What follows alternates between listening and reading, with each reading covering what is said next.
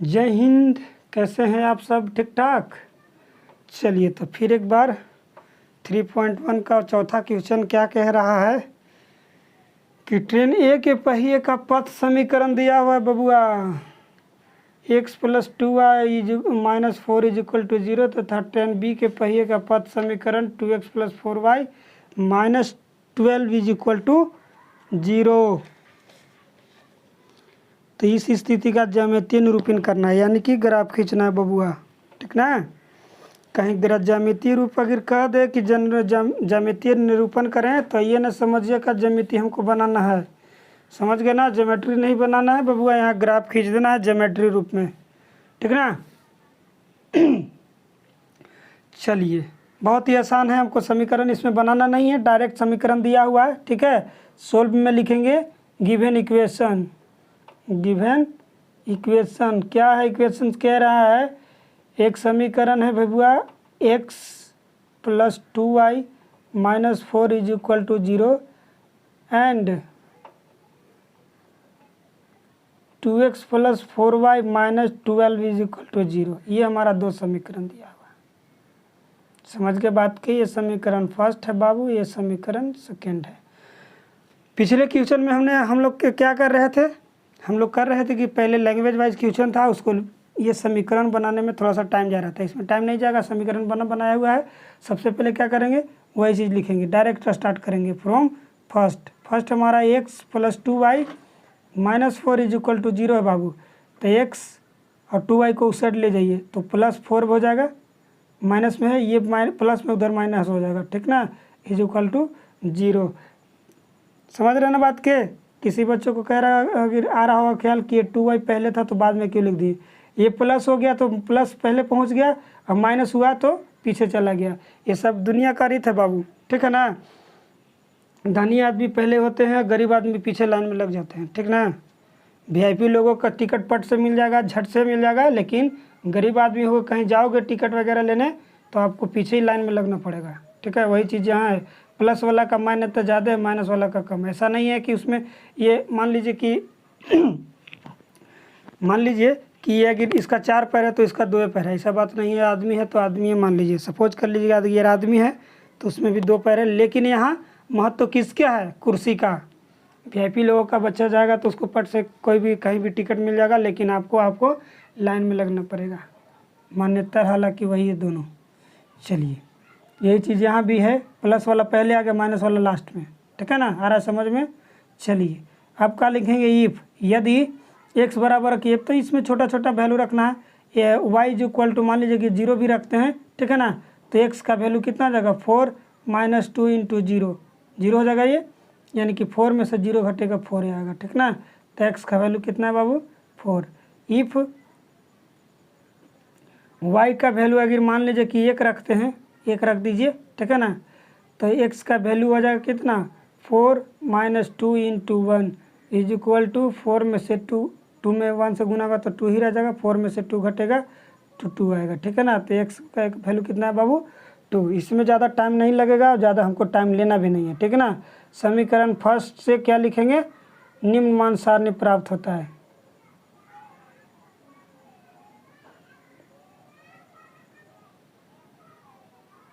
ठीक है।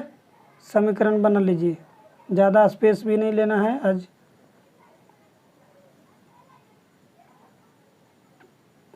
दो चैप्टर सोच रहे, 2 क्वेश्चन इसमें कर दें। ठीक है ना। चलिए, x y हो गया। ये y का वैल्यू हमने रखा 0 तो आया 4, और y का वैल्यू 1 रखा तो आया कितना?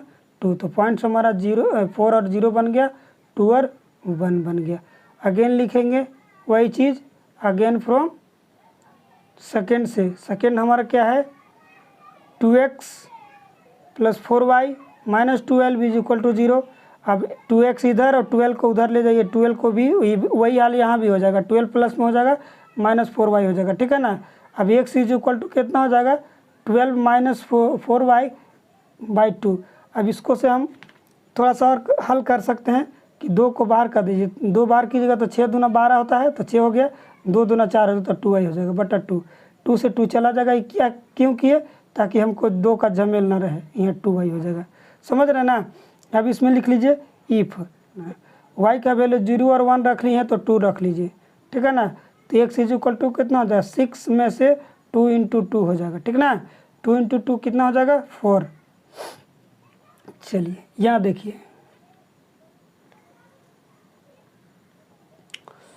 हमारा क्या कह रहा है, तो कितना हो जाएगा एक्स का वैल्यू हमारा आ जाएगा 6 में से 4 घटेगा कितना आ जाएगा बाबू 2 आ जाएगा, ठीक है। तो ये चीज़ समीकरण लिख लीजिएगा। दोनों मान हो गया ना, नहीं अभी तो एक ही रखे हैं, ठीक है। इफ अगेन रखिए y का वैल्यू 2 रख लें, अब तो 3 लिख लीजिए, ठीक है ना।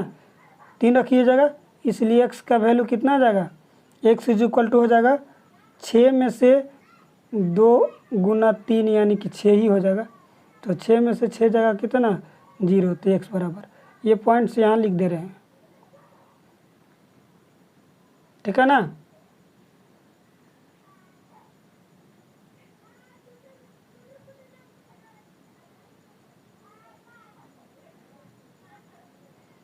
एक्स वाई और एक्स और वाई, ठीक ना। वाई का वैल्यू हमने रखा पहले कितना 2, तो आया कितना बबुआ 2 ही आया। अब वाई का वैल्यू हमने 3 रखा तो 0 हो गया, तो बना क्या 2 और 2, ठीक है ना पॉइंट्स, और ये बन गया 0 और 3। समझ रहे बात के। चलिए ज़्यादा समय नहीं लेते हुए यहाँ पे पहुँचते हैं। कहाँ पे पहुँचते हैं बबुआ, यहीं पे पहुँचते हैं। कहाँ पे, ग्राफ पे। ग्राफ पे अभी छोटा सा है, हार्डली कितना है 4 है बबुआ, तो छोटा सा ले लीजिए स्पेस, ज़्यादा हम लोग नहीं लेते हैं, ठीक ना। यहाँ इसको ऐसे कर लेते हैं, छोटा सा स्पेस ले लेते हैं यहाँ, ठीक ना।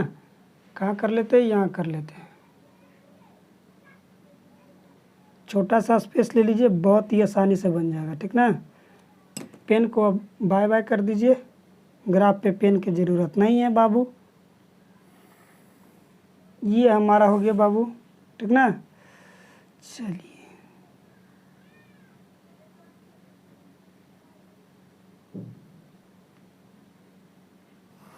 बहुत ही छोटा समीकरण है, आसानी से बन भी जाएगा, ठीक ना, दिख रहा होगा, ठीक है।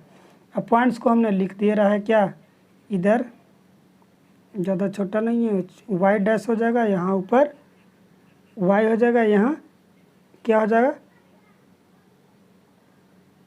एक्स डैश, उसमें 1 2 3 4 5 1 2। अब पॉइंट को सबने लिख दीजिए 1 2 3 4। चलिए तो हमने पॉइंट को क्या कर दिया, ऐड कर दिया, ठीक है ना।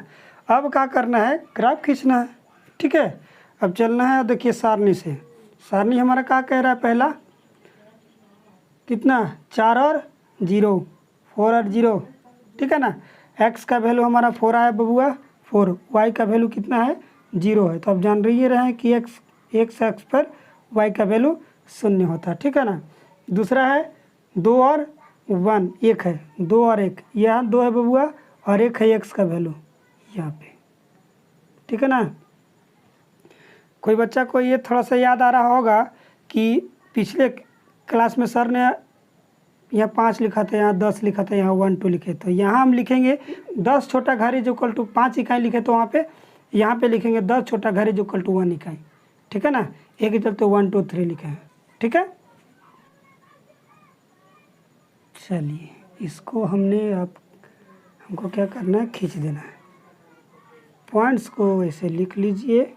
कितना हमारा पॉइंट्स है बाबू, ये पॉइंट्स है 2 और 1, ये पॉइंट है कितना 4 और 0। अब समीकरण कितना था, ये समीकरण हमारा समीकरण था कितना बाबू, x + 2y - 4 is equal to 0। ये समीकरण क्या था, हमने खींच दिया। अब दूसरा समीकरण क्या कह रहा है, 2 और 2 है बबुआ, पॉइंट्स 2 और 2, यहाँ 2 और 2, यहाँ भी 2, ये हो गया बाबू, ठीक है ना। ये ध्यान से देखिएगा, 2 और 2 यहाँ। अब क्या कह रहा है 0 और 3, x is equal to 0, y is equal to 3। ये देखो बाबू y का वैल्यू 3 है, y और x का वैल्यू 0 यहाँ रखना। अब ये दोनों देखिए खींच दीजिए, रेल के पटरी हो जाएगा कहा जी, हो ये गया रेल की पटरी जी। ये देख लो, ये समीकरण हमारा आ गया बबुआ रेल के पटरी वाला। वही कह रहा था कि ट्रेन ए के पहिए का समीकरण, ठीक है। ये है कितना, 2 और 2, ये पॉइंट्स कितना है, ओ सॉरी 0 और 3। समीकरण पद समीकरण था क्या, 2x + 4y - 12 = 0, ये था ना। देख लीजिए रेल का पटरी खिंचा गया। ट्रेन ए के पहिए का समीकरण ये था, और ट्रेन बी का ये दोनों में पद का समीकरण है। वो जानिए रहे तो इसका कोई भी हल नहीं होगा, ठीक है ना। यहाँ पे लिख दीजिए वही चीज़। क्या लिखेंगे बबुआ, क्या लिखेंगे, वही 10 छोटा वर्ग = 1 इकाई, ये लिखना भूलिएगा नहीं, ठीक है। चलिए हो गया क्लियर, इसमें कुछ नहीं लिखना है, ऐसे भी आप लिख सकते हैं। ये हो गया ए, मान लीजिए कितना था ए, तो यहाँ और ये था बी। ए हो गया, यहाँ मान लीजिए कि ए बी, यहाँ सी लिखते हैं, यहाँ डी लिख सकते हैं, ठीक है ना। तो ए सी हो गया पहले पहले ट्रेन की पटरी, और बी डी हो गया दूसरे रेल की पटरी, काम खत्म। समझ गए बात के, चलिए समझ गए तो अति सुंदर है, ठीक है ना। नहीं समझ होगा तो समझने का कोशिश कीजिएगा।